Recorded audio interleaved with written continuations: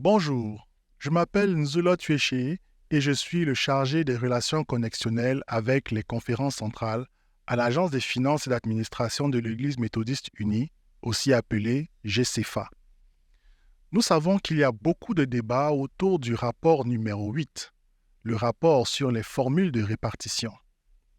Ce rapport fixe le taux de base juridictionnel et le numéro de sa pétition est 21124. Et maintenant, nous souhaitons expliquer aux délégués à la conférence générale pourquoi nous avons proposé le taux de base initial de 2,595%, ce qui représentait une réduction d'environ 22% du taux de base.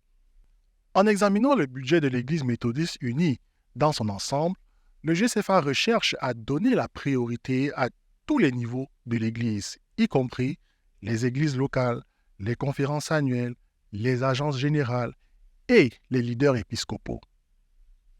Voici quelques faits généraux importants. Le GCFA a présenté à la conférence générale un budget réduit de 42%. L'augmentation par rapport à la proposition initiale de 2,595% à 2,9% représente une augmentation de 12%, ce qui présentait de récolter théoriquement 40 millions de dollars. Historiquement, lorsque le taux de répartition augmente, le taux de collecte diminue.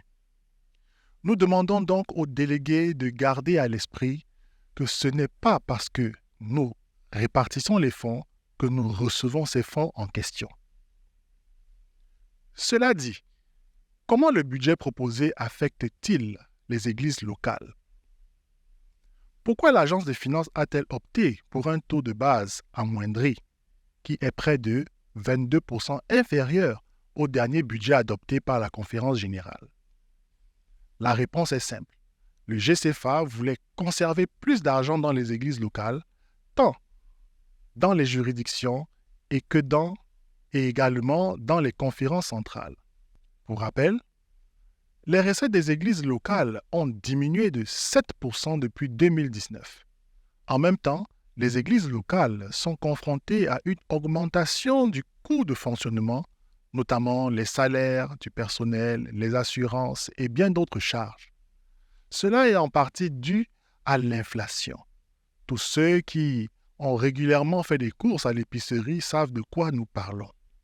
L'augmentation des coûts de fonctionnement et la baisse des revenus des églises locales signifient que les revenus discrétionnaires des églises ont été réduits de 20% ou plus. Alors, comment le budget proposé affecte-t-il les conférences annuelles? Le taux de base que GCFA a proposé représentait une réduction de 21,2% par rapport au dernier budget proposé. Si vous augmentez le taux de base à 2,9% au lieu de 2,595%, cela représente une augmentation de 7,5% répartie sur nos conférences annuelles. Par ailleurs, il est important de noter que la majorité des conférences annuelles juridictionnelles paient selon le tarif de base proposé pour l'année 2020. Par conséquent, une augmentation du taux de base à 2,9% entraînerait en fait une augmentation des contributions connextionnelles que devront donner les conférences annuelles. Enfin, comment le budget proposé affecte-t-il les agences générales de l'Église? Le GCFA cherche à équilibrer le discipulat au niveau des églises locales, tout en essayant de ne pas avoir d'impact majeur sur les agences générales, dont nous savons qu'elles sont extrêmement précieuses pour la mission et le ministère de l'Église méthodiste unie. Le budget proposé, qui était financé par un taux de base juridictionnel de 2,595%, prévoyait des allocations aux agences de l'Église générale convenues à la fois par la table connextionnelle et le GCFA. Les agences générales ont été de bons gestionnaires et sont prêtes à faire face à un budget considérablement réduit. Par exemple, les agences ont déjà réduit leur effectif de 39%, ce qui équivaut à 310 employés à temps plein. Les fonds non restreints par les donateurs et disponibles pour nos agences générales et Africa University ont augmenté de 274% depuis 2016. Cette augmentation s'élève à 374 millions de dollars et le montant total des actifs nets non affectés est aujourd'hui de 510 millions de dollars. 4 immeubles sur les 6 à Nashville, soit 67% des immeubles appartenant aux agences générales basées dans cette ville, ont été vendus, ce qui a généré un produit de 70 millions de dollars.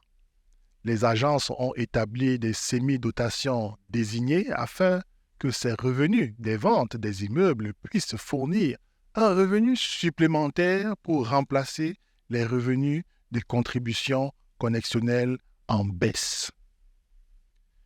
Nous remercions les agences pour leur gestion réfléchie et remercions également la table connexionnelle pour avoir accepté le taux de base proposé initialement afin qu'ensemble, nous puissions équilibrer les besoins à tous les niveaux de l'Église. La budgétisation est une danse délicate et nous sommes reconnaissants au soutien reçu et continu venant de tous les membres de l'Église méthodiste unie.